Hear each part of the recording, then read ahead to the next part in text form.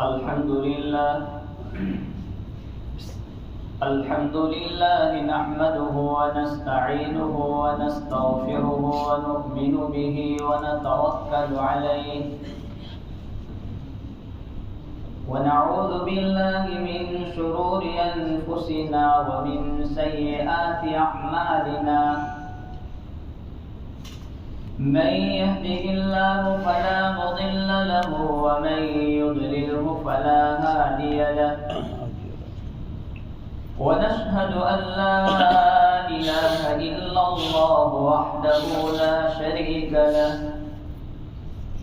ونشهد أن سيدنا ومولانا محمدا عبده ورسوله صلى الله تعالى عليه وعلى آله وأصحابه وسلم تسليما كثيرا كثيرا أما بعد فأعوذ بالله من الشيطان الرجيم بسم الله الرحمن الرحيم المال والبنون زينة الحياة الدنيا والباقيات الصالحات خير عند ربك ثوابا وخير أملا عن أبي هريرة رضي الله تعالى عنه قال قال رسول الله صلى الله تعالى عليه وسلم إن الله عز وجل ليرفع الدرجة للعبد الصالح في الجنة فيقول أنى لي هذه فيقول للعبد فيقول باستغفار ولدك لك أو كما قال رسول الله صلى الله تعالى عليه وسلم صدق الله وصدق رسوله النبي الكريم قال الله تبارك وتعالى في شان حبيبه إن الله وملائكته يصلون على النبي يا أيها الذين آمنوا صلوا عليه وسلموا تسليما اللهم صل على سيدنا محمد وعلى آل سيدنا محمد وبارك وسلم. قابل صد تکریم معزز علماء کرام، بزرگان محترم اور عزیز ساتھیوں، اللہ تبارک و تعالیٰ نے ہمیں بہت ساری نعمتوں سے نوازا ہے. اتنی نعمتیں ہیں جس کو ہم شمار میں نہیں لا سکتے، گن نہیں سکتے. جو نعمتیں اللہ تبارک و تعالیٰ کی طرف سے ہمیں ملی ہیں وہ 3 طرح کی نعمتیں ہیں. نمبر 1، کچھ نعمتیں ایسی ہیں جس کا فائدہ دنیا تک ہے کہ آدمی مر گیا پھر اس سے فائدہ حاصل نہیں کر سکتا. مثلا اس کا گھر، اس کی گاڑیاں، اس کا کاروبار مرنے تک اس کو استعمال کر سکتا ہے. یہ کچھ نعمتیں ایسی ہیں. کچھ نعمتیں ایسی ہیں جس کا حقیقی فائدہ آخرت میں ملے گا، اور وہ عمل اور اخلاص ہے کہ اس کا حقیقی فائدہ آخرت میں ملے گا. اور کچھ نعمتیں ایسی ہیں جس کا فائدہ دنیا میں بھی ملتا ہے، آخرت میں بھی ملتا ہے، دارین میں ملتا ہے. اس میں سے ایک نعمت ہے نیک صالح اولاد کا ہونا، کہ اگر اولاد نیک ہے تو بندہ دنیاوی زندگی میں ان کو دیکھ کر کے ان کی خدمت سے اپنی آنکھوں کو ٹھنڈی کرتا ہے، اور آخرت میں درجات کی بلندی کا ذریعہ بنتا ہے.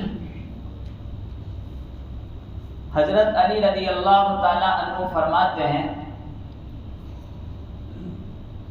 کہ جس بندے کو 5 نعمتیں مل جائے، 5 چیزیں مل جائے، وہ سعادت مند اور خوش بخت بندہ ہے۔ جس بندے کو 5 نعمتیں مل جائے وہ بندہ بڑا نیک بخت ہے، بڑا خوش بخت ہے، اس کی سعادت مندی ہے کہ جس کو 5 نعمتیں ملتی۔ نمبر 1، جس کو نیک بیوی مل جائے، جو اس کی موافقت کرتی ہو، اس کا حکم مانتی ہو، اس کی اطاعت کرتی ہو، اس کی فرما برداری کرتی ہو، اس کی مخالفت نہ کرتی ہو۔ اگر مخالفت کرنے والی ہے تو صبح شام جھگڑے، ہر 2 دن 3 دن ہفتے میں جھگڑے ہوتے رہیں گے، تو موافقت والی بیوی اس کو مل جائے۔ اگر موافقت والی بیوی مل گئی تو اللہ تبارک و تعالیٰ کا شکر ادا کریں کہ اس کے لیے بڑی خوش بختی، کیونکہ سکون زندگی میں اسی میں۔ اور اگر نہیں ہے تو صبر کرو، ایسا تو کوئی علاج نہیں ہے کہ ہم یہ حکم دے دیں یہاں سے کہ مولوی صاحب کو ایسا فیصلہ کر دیں کہ ہم مخالف کو نکال دیتے ہیں اور موافقت کو لے کے آتے ہیں۔ وہ آپ کی موافقت سے جائے گی، آپ نے ہاں کہا تو آئی ہے، جب دونوں کی موافقت ہوئی تبھی تو نکاح ہوا ہے، وہ تو بعد میں مخالفت پیدا ہوئی۔ اللہ تبارک و تعالیٰ نے انسان کو الرجال قوامون سے یاد کیا ہے کہ انسان بڑا طاقتور ہے، برداشت کرنے والا ہوتا ہے، ایڈجسٹ کرنے والا ہوتا ہے۔ تو جہاں نکاح طلاق کے عنوان پر بات آئی تو انسان کو الرجال قوامون کا، اور عورت کا جہاں تک مسئلہ تھا تو عورت تو صنف نازک ہے، وہ ٹیڑھی پسلی سے پیدا ہوئی، تھوڑی بہت مخالفت تو ہوتی رہتی، اس میں یہ نہ کہیں کہ میرا ایڈجسٹ نہیں ہو پا رہا، اور اس کا تھوڑا بہت مخالف ہونا بھی ضروری ہے۔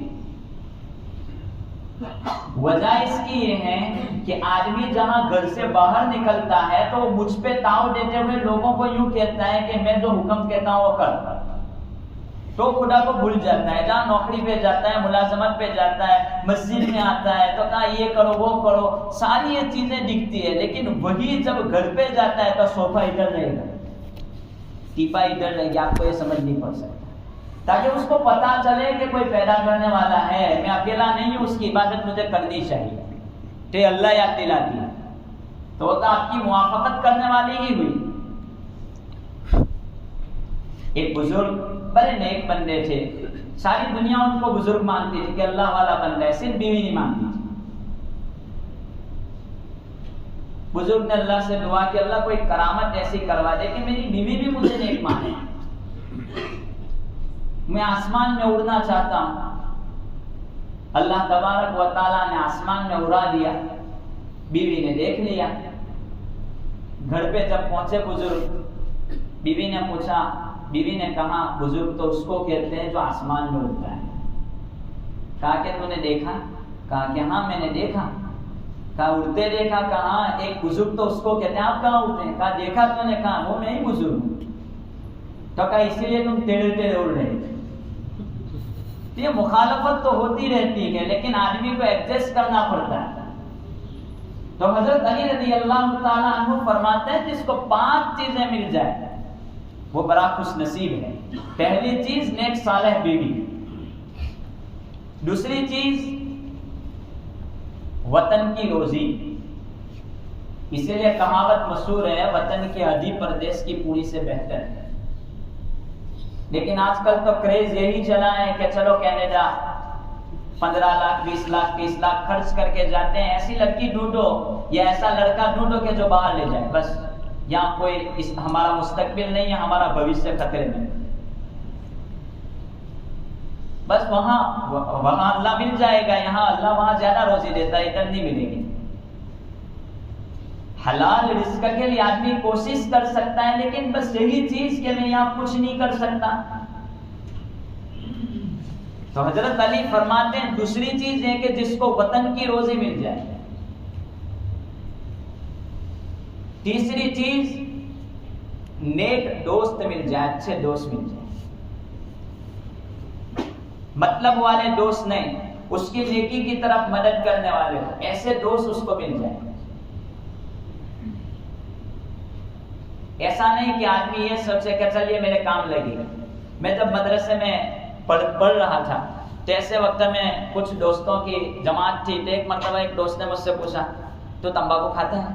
میں نے کہا نہیں۔ ویمل کھاتا ہے؟ کہا نہیں۔ تھوڑے دنوں کے بعد پھر اس بندے نے مجھ سے پوچھا تمباکو کھاتا ہے؟ میں نے کہا نہیں۔ ویمل نہیں۔ کہا کہ کھانے؟ میں نے کہا کیوں کھاؤں؟ کہ کہا تو دوست ہے، کبھی میرے پاس نہ ہوتا تیرے پاس سے کام آ جائے، اس لیے تو سیکھ جائے۔ تو ایسے دوست نہیں کہ جو ہمیں ایسی عادت پر ڈالے اپنے فائدے کے لیے، یعنی وہ کہ اگر نماز نہیں پڑھتے تو وہ کہے نماز پڑھ،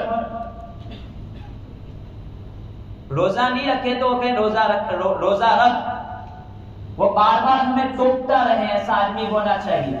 ایسا نہیں کہ کوئی کہ میں ایسی تجارت کرتا ہوں سود والی، تو بھی میرے ساتھ شامل ہو جا، نیکی کی طرف لے جانے والا دوست ہو۔ یہ تیسری چیز حضرت علی فرماتے ہیں کہ جس کو نیک صالح دوست مل جائے، اور چوتھے نمبر پر پڑوسی اچھا مل جائے۔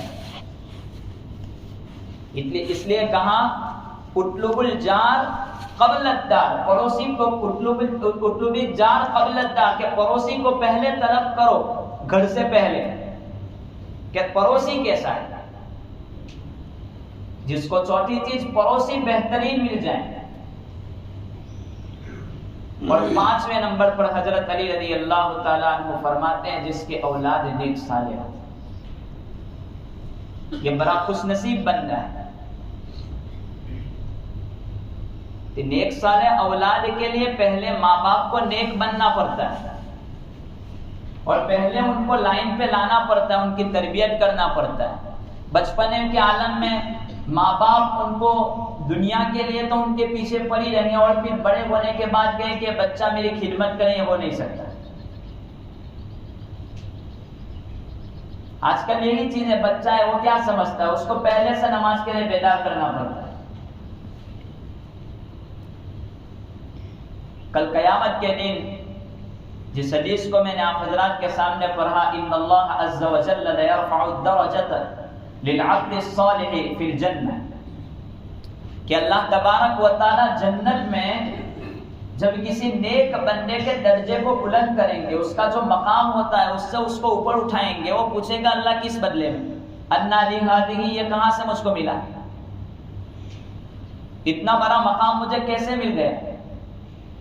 کہا کہ تیرے بندے نے تیرے لیے استغفار کیا، تیرے بندے کے استغفار کی وجہ سے تجھے یہ نعمت ملی، یہ دولت ملی۔ جو لوگ کہتے ہیں کہ ایصال ثواب نہیں ہوتا، آدمی مر جاتا ہے، اس کے اعمال قطع کر دیے جاتے ہیں، ختم کر دیے جاتے ہیں، یہ حدیث اس بات پر دلالت کرتی ہے کہ آدمی کے مرنے کے بعد اولاد کا استغفار والدین کو پہنچتا ہے۔ بندہ استغفار کرتا ہے، ماں باپ کے درجات بلند ہوتے ہیں، یہ حدیث اس بات پر صاف ہے۔ جو کوئی اولاد نافرمان ہو، زندگی میں ماں باپ کے حقوق ادا نہیں کی، اور وہ بندہ یوں چاہتا ہے کہ اب میں ماں باپ کی اطاعت میں لگ جاؤں، تو وہ بندہ بھی اپنے ماں باپ کے لیے استغفار کرے، ان کے لیے مغفرت کی دعا کریں کہ اللہ تعالیٰ ان کی مغفرت فرما دے۔ اور بچے کا اور بچوں کا، بیٹی یا بیٹے کا اپنے ماں باپ کے لیے استغفار کرنا، یہ ان کے حق میں قبول ہوتا ہے، ان کے درجات بلند ہوتے ہیں۔ علامہ قرطبی رحمۃ اللہ علیہ نے ایک بات نقل کی ہے کہ کل قیامت کے دن ایک بندے کو بلایا جائے گا، اس کے نامہ اعمال تولے جائیں گے، تو جب نامہ اعمال تولے جائیں گے تو گناہ اور ثواب، نیکیاں، یہ دونوں کا لیول برابر ہوگا، دونوں برابر، نہ کوئی زیادہ نہ کوئی کم، گناہ بھی برابر، نیکیاں بھی برابر۔ اللہ تبارک و تعالیٰ حکم دیں گے نہ تجھے جنت میں جانا ہے نہ تجھے جہنم میں جانا ہے، بیچ میں ہے۔ اتنے میں ایک فرشتہ آئے گا، اور فرشتہ آ کر کے ایک چٹھی نکال کر کے اس کے گناہوں والے پلڑے میں رکھ دے گا، وہ جھک جائے گا، اس کا فیصلہ ہوگا، جہنم میں بھیج دے گا۔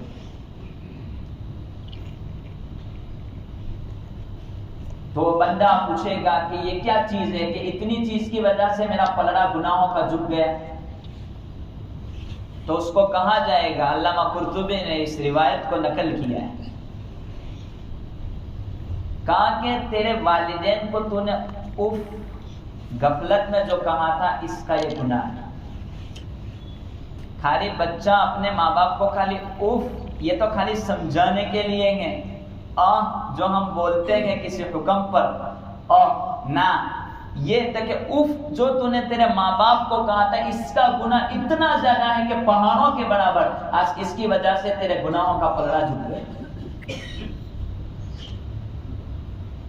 جاؤ جہنم میں لے جاؤ اس کو پکڑ کر. اس کو اٹھا کر کے جہنم کی طرف لے کر کے جا رہے ہوں گے فرشتے، وہ کہے گا مجھے اللہ سے بات کرنی. اس کو اجازت دی جائے گی کہ پوچھ لے اللہ سے کیا پوچھنا ہے. وہ اپنے رب سے بات کرے گا کہ رب العالمین اب میں تو جہنم میں جا ہی رہا ہوں، میرے ماں باپ کی کچھ گناہوں کی وجہ سے جہنم میں جل رہے ہیں، میں تو نافرمان زندگی میں رہا، تو پورا عذاب مجھے دے دے اور میرے ماں باپ کو وہاں سے آزاد کر دے، میرا ماں باپ کو عذاب سے ہٹا لے. اللہ تبارک و تعالی ہنس پڑیں گے اور رب العالمین فرمائیں گے کہ یہ دنیا میں تو نافرمان رہا اور اب یہ بندہ اپنے ماں باپ کی مغفرت چاہتا ہے، اپنے ماں باپ کی نجات دلانا چاہتا ہے. یہ بندہ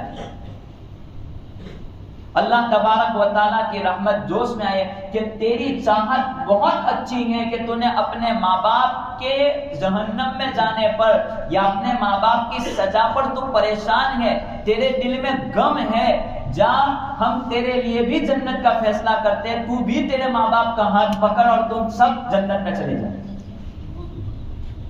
یہ فیصلہ ہو جائے.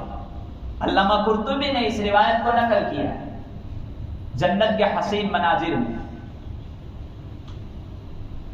تو خلاصہ کلام یہ کہ اگر اولاد نیک صالح ہوتی ہے تو دنیا میں بھی فائدہ ہوتا ہے اور آخرت میں بھی فائدہ ہوتا ہے. اور استغفار تو بندے کو اپنے لیے کرتے ہی رہنا چاہیے. کسی محدث نے لکھا ہے، میں نام بھول رہا ہوں، کہ جس طریقے سے نیک عمل کرنے والوں کے درجے جنت میں بلند ہوں گے،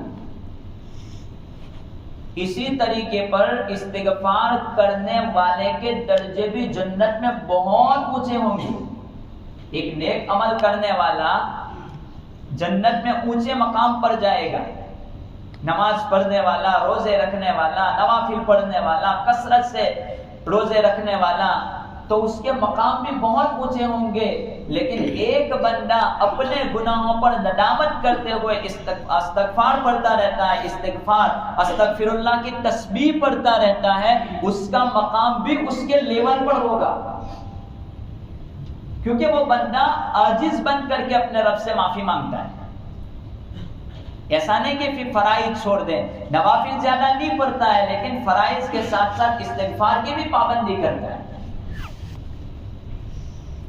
تو وہ بندہ بھی نیک عمل کرنے والے کے برابر میں آ جائے گا، اس کے لیول پر پہنچ جائے گا. اور آج کل ہم دیکھ رہے ہیں کہ حالات ایسے ہیں کہ جہاں استغفار کی بہت زیادہ ضرورت ہے. ایک طرف ہم حالات سے پریشان ہیں، دوسری طرف بارش رب العالمین سے طلب کر رہے ہیں. حضرت حسن بصری رحمت اللہ علیہ کے پاس وہ مجلس میں ایک بندہ تھا، اس نے سوال کیا، حضرت اولاد نہیں ہے کیا کروں؟ کہا کہ استغفار پر کثرت کر اس کی، استغفر اللہ الذی لا الہ الا هو الحی القیوم پڑھتا ہے. دوسرے بندے نے سوال کیا، حضرت بارش نہیں ہے کیا کروں؟ کہا کہ استغفر اللہ کی کثرت کیا.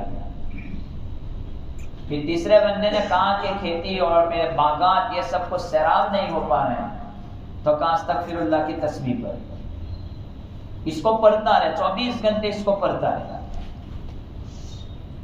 کسی پوچھنے والے نے پوچھا، حضرت ہر ایک کا جواب آپ نے استغفر اللہ کہا کہ تو بھی استغفر اللہ پر، تو بھی استغفر اللہ پر، تو بھی استغفر اللہ پر، آخر کیا وجہ ہے؟ حضرت حسن بصری رحمۃ اللہ علیہ نے فرمایا یہ میرا فتویٰ نہیں ہے، قرآن کا فتویٰ ہے۔ قرآن کریم نے کہا وَاسْتَغْفِرُوا رَبَّكُمْ إِنَّهُ كَانَ غَفَّارًا، تم اپنے پروردگار سے معافی مانگو، استغفار کرو، وہ بخشنے والا ہے۔ يُرْسِلِ السَّمَاءَ عَلَيْكُمْ مِدْرَارًا، وہ آسمان سے بارش بھی برسائے گا۔ وَيُمْدِدْكُمْ بِأَمْوَالٍ، مال نہیں ہے تو مال بھی دے گا، وَبَنِينَ، اولاد نہیں ہے تو اولاد بھی دے گا، اور کھیتی باڑی اور باغات میں آپ کے لیے فضیلت نہیں ہے تو اس میں بھی برکتیں آ جائیں گی۔ یہ ساری چیزیں پروردگار تم کو دے دے گا۔ اس لیے ان حالات میں ہمیں توبہ اور رجوع الی اللہ کی ضرورت ہے۔ ایک طرف دنیاوی اعتبار سے بھی ہم حالات میں ہیں، اور ایک طرف اپنے پروردگار کی ناراضگی بھی ہم دیکھ رہے ہیں۔ تو ایسے وقت میں استغفر اللہ، آج کل تو کوئی کسی کو گنہگار سمجھتا، اپنے آپ کو گنہگار سمجھتا نہیں، ہر ایک دوسرے کو گنہگار سمجھتا ہے، لیکن کوئی بندہ اپنے آپ کو گنہگار نہیں سمجھتا۔ ایک بزرگ کے پاس لوگ گئے، کہنے لگے حضرت دعا کرتے بارش نہیں ہے، لوگ پریشان ہیں، دعا کر دیں آپ۔ بزرگ نے کہا کہ مجھے گاؤں سے باہر نکال دو، بارش ہو جائے گی۔ لوگوں نے کہا کیوں؟ کہا کہ میں گنہگار ہوں، میرے گناہوں کی وجہ سے بارش نہیں ہو رہی ہے، مجھے گاؤں سے باہر نکال کے پھینک دو، بارش شروع ہو جائے۔ لوگوں نے کہا آپ کو نکالیں گے لوگ ہمیں مانیں گے، آپ تو اللہ والے ہیں، آپ کو کیسے نکال سکتے ہیں؟ گاؤں والوں نے مشورہ کیا، کہا کہ چلو اتنا وہ کہہ رہے ہیں تو نکال دو، بھائی کیا جاتا ہے۔ تو ان کو اٹھا کر کے گاؤں سے باہر رکھ کے آ گئے وہ لوگ۔ اسی وقت بارش شروع ہو گئی۔ لوگوں نے پھر مشورہ کیا کہ صحیح ہے، وہ گنہگار تھا، اس کی وجہ سے بارش نہیں ہو رہی، چلو ان پہ خط لکھ کر کے بھیج دو کہ گاؤں میں آنے کی ضرورت نہیں، آپ ہی گنہگار ہے۔ یہ فیصلہ۔ ایک دوسرا اللہ والا تھا، اس کے خواب میں اللہ تبارک و تعالیٰ نے یہ الہام کیا کہ جو بارش ہوئی ہے وہ بزرگ کی وجہ سے ہوئی ہے، کہ وہ نیک بندہ تھا، اس نے عاجزی کی کہ اللہ میں ہی گنہگار ہوں۔ اس کی عاجزی اللہ کو اتنی پسند آئی کہ اسی وقت اللہ تبارک و تعالیٰ نے بارش کو جاری کر دیا۔ چنانچہ وہ لوگ گئے اور ان کو گاؤں کے اندر لے کر کے آئے کہ بزرگ آپ ہی کی وجہ سے بارش ہوئی۔ خلاصہ کلام یہ کہ حالات کے مد نظر ہمیں استغفار اور استغفر اللہ کی پابندی کرتے رہنا ہے۔ کم سے کم روزانہ 1200 مرتبہ استغفر اللہ پر ہیں۔ اگر پورا نہیں آتا ہے تو دل سے استغفر اللہ، اللہ معاف کر دے۔ اور ایسا نہیں کہ خالی غفلت کے ساتھ استغفر اللہ، اللہ معاف کر دے، بڑا گنہگار۔ حالات ایسے ہیں کہ جہاں پر ایمان کے لالے پڑ رہے ہیں، ایسے وقت میں اپنے پروردگار سے توبہ کریں، استغفار کریں، معافی مانگیں، نمازوں کی پابندی کریں، ذکر و تلاوت کی پابندی کریں، غفلت میں نہ رہیں۔ بس ایسے ہی ہم اپنے کھیتوں میں، اپنے کاروبار میں گزرتے چلے جائیں گے اور پتہ بھی نہیں چلے گا کہ کون سی چیز میرے پاس سے چلی گئی، ایمان کا احساس تک نہیں ہوگا۔ تو آج کے بیان کا خلاصہ یہ کہ ہم اپنے والدین کے لیے بھی ایصال ثواب کریں، مرحومین کے لیے استغفار کریں، اس کا ثواب پہنچتا ہے۔